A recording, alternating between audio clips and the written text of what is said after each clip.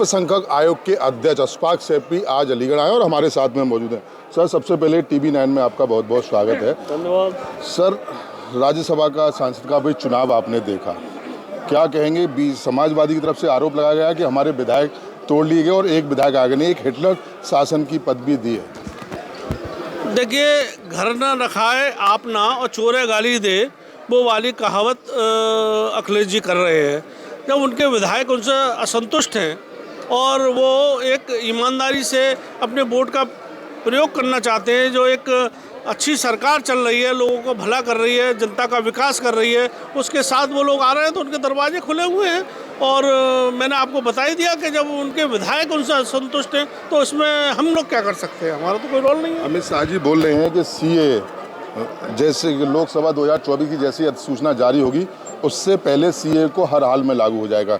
ये सर अलीगढ़ है, यहाँ पर CA को लेकर यूनिवर्सिटी में और शाहजमाल ईदगाह पे एक बड़ा प्रोटेस्ट किया गया था। CA को लेकर सर आपके क्या विचार हैं?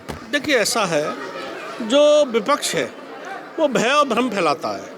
CA का पहले तो जिन लोगों ने प्रोटेस्ट किया था उनको CA का मतलब ही नहीं मालूम था बेचारों को। ये लोग जो है ना, मुसलमानों को बरगलाने का काम करते हैं। जो मुसलमानों के युवा बच्चे हैं उनके हाथों में पत्थर देने का काम करते हैं, डंडे देने का काम करते हैं और आवाज़ लगाते हैं कि कौआ कान ले गया, और सब लोग कौए के पीछे दौड़ते हैं, कान को कोई नहीं देखता। CAA जो है वो किसी की नागरिकता लेने वाला कानून नहीं है, बल्कि जो अल्पसंख्यक समाज जो बाहर से आए हुए हैं उनको नागरिकता देने का कानून है। और उन्होंने यहाँ मुसलमानों को बरगला दिया और मुसलमान सड़कों पर उतर आया। आज इस बात को 5 साल हो गए प्रोटेस्ट को हुई, और मैं कह रहा हूँ आने वाले और 10 साल भी हो जाएं, 20 साल भी हो जाएं, 10 साल केंद्र सरकार के और 6 साल प्रदेश सरकार के, कहीं पर भी किसी मुसलमान को घर से बाहर भेजा क्या, किसी को कुछ पूछा गया क्या? केवल और केवल मुसलमान शिक्षित ना हो, पढ़े लिखे नहीं, और मोदी जी और अमित शाह जी चाहते हैं कि मुसलमानों के हाथों में हथियार नहीं, बंदूक नहीं, कलम देना चाहते हैं। और उन्होंने धारा 370 ख़त्म करके कश्मीर में ये काम करके दिखा दिया। वहाँ से भी बच्चे IAS, IPS, डॉक्टर, इंजीनियर निकल रहे हैं। अब वो पत्थर नहीं फेंक रहे हैं, तो उनको तकलीफ ये हो रही है कि ये जो मुसलमान समाज 70 साल से पिछड़ा आया था, आज 10 साल के अंदर इतनी तरक्की कैसे कर रहा है, इसके बच्चे इतनी सिविल सर्विसेज में आगे कैसे आ रहे हैं, ये उनकी तकलीफ है। वो चाहते हैं, क्योंकि 7% वो थे और 20% अल्पसंख्यक समाज के होने के बावजूद भी इनका कभी उप मुख्यमंत्री तक नहीं बनने दिया उन्होंने। और सबसे मज़े की बात यह है, जब लिस्ट जाती थी सिपाहियों की भर्ती की तो सिर्फ एक ही बिरादरी की जाती थी, मुसलमान केवल वोट देने के बाद में उससे पूछा भी नहीं जाता था। तो इसलिए अब उनको लग रहा है मुसलमान अपने हक की बात करता है, वो शिक्षा की बात करता है, वो अपनी सुरक्षा की बात करता है, वो अपनी चिकित्सा की बात करता है। तो ये सब चीज़ें जब आवाज़ें उठने लगीं तो वो घबरा गए हैं, उनकी ज़मीन जो है वो खिसक गई है। कब तक किसी आदमी को मूर्ख बनाओगे भाई? 70 साल तक तुम मूर्ख बनाकर उनके वोट लेते रहे और राज करते रहे। 3-3, 4-4 बार मुख्यमंत्री बन रहे हो। साइकिल पे दूध बेचते थे, आज फॉर्चूनर पे चल रहे हो। और जो बेचारा मुसलमान जो कल वोट देता था आज भी पंचे जोड़ रहा है, कल भी पंचे जोड़ रहा था, उसका आखिर उद्धार क्यों नहीं हुआ? वो क्यों नहीं आगे बढ़ा? वो उसके बच्चे पढ़ लिख कर IAS, IPS, डॉक्टर, सिपाही क्यों नहीं बन पाए? ये सवाल है उनसे। इंडिया गठबंधन के लिए क्या कहना चाहिए?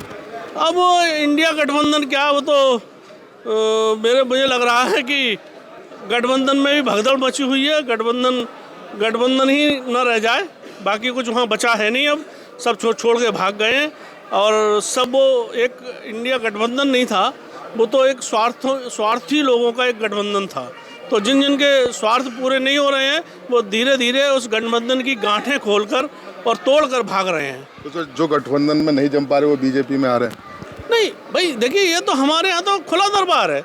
जो देश की बात करेगा, देश के लिए काम करना चाहता है, गरीबों के काम करना चाहता है, जो ज़रूरतमंदों के साथ काम करना चाहता है, मजलूमों के साथ खड़ा होना चाहता है, वो भाजपा में आए, उसका स्वागत है। PDA का नारा दिया है गठबंधन ने, इंडिया गठबंधन ने। वहीं सलीम इकबाल शेलवारी ने अपने राष्ट्रीय महासचिव से इस्तीफा दे दिया। कह रहे हैं PDA में अब PP रहेगा, PA तो है ही नहीं। क्या कहना चाहेंगे? PDA का नारा दे रही है समाजवादी, और वहीं पूरी तरह से जो राज्यसभा का चुनाव होना था, इसी से नाराज़ होकर उन्होंने सलीम इकबाल शेरवानी ने इस्तीफ़ा भी दे दिया।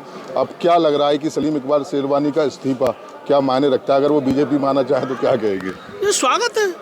यहाँ तो जो भी आए सच्चे मन से आए, समाज के लिए काम करने के लिए आए, अपने घर बनने के लिए यहाँ किसी को कोई आने की ज़रूरत नहीं है। जिन्होंने खनन माफियागिरी की हो, जिन्होंने नौकरियाँ बेची हो, ऐसे लोगों को यहाँ दरवाजे बंद हैं। जो सर्व समाज की बात करेगा वही देश में राज। लास्ट सवाल लूँगा, क्या मदरसों में रामायण पढ़ानी जानी चाहिए? नहीं, देखिए, एक जो धर्म ग्रंथ है और धर्म ग्रंथ सभी लोगों को अपने अपने हिसाब से, अपने जहाँ स्कूल हैं, जो भी उनकी मान्यता है, उस हिसाब से चलना चाहिए। कहीं कोई थोपा नहीं जाना चाहिए कुछ। कुरान पढ़ाई जा रही है तो क्या रामायण पढ़ाई जानी चाहिए? नहीं, मैंने क्या कहा, जो मदरसे जहाँ पर अपनी अपनी मान्यताओं के हिसाब से चलते हैं, स्कूल हैं, गुरुकुल हैं, सभी उनकी मान्यताएं अलग अलग हैं और जो उनके धर्म से जुड़ी हुई चीज़ें हैं वो केवल वहीं तक ही सीमित रहें, इसको किसी पे थोपा ना जाए। बहुत बहुत धन्यवाद। देखिए, ये थे हमारे साथ में अशफाक शेरवानी, जो कि अध्यक्ष थे अल्पसंख्यक आयोग के, और उन्होंने साफ तौर से TV9 से बात करते हुए लगातार विपक्ष पर सवाल किए हैं और आज ये अलीगढ़ आए हुए हैं। मैं सहयोगी हसन नवाब के साथ मोहित गुप्ता, TV9 अलीगढ़।